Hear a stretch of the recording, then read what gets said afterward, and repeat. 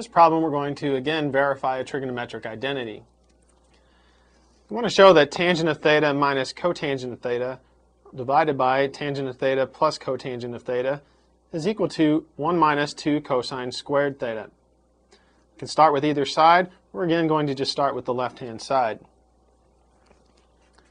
Here we'll add the tangent of theta minus cotangent theta divided by tangent theta plus cotangent theta. We're going to rewrite each of these tangents and cotangents in terms of sines and cosines.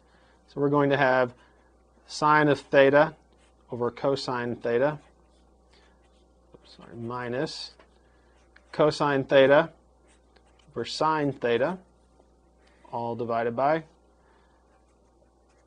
sine theta over cosine theta, plus cosine theta over sine theta.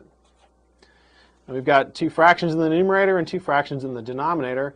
We'd like to get a common denominator so that we can combine these fractions, and get a common denominator so we can combine these fractions.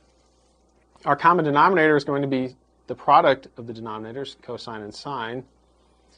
If we go ahead and do that, we'll end up with sine squared theta minus cosine squared theta divided by sine theta cosine theta. That would be our numerator. Let's drop our equal sign down here. Do the same thing in this denominator, and we'll get sine squared theta plus cosine squared theta divided by sine theta cosine theta. We notice that in our two fractions here, we have the same denominators.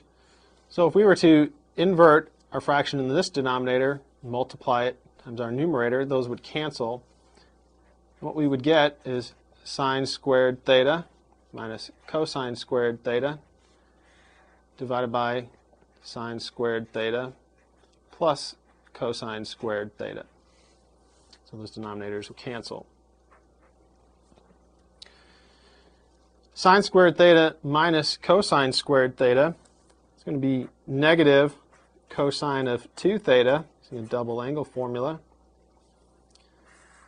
And sine squared theta plus cosine squared theta is 1. This is equal to negative 2 cosine squared theta minus 1. And if we distribute our negative, we'll get 1 minus 2 cosine squared theta, which is our right-hand side.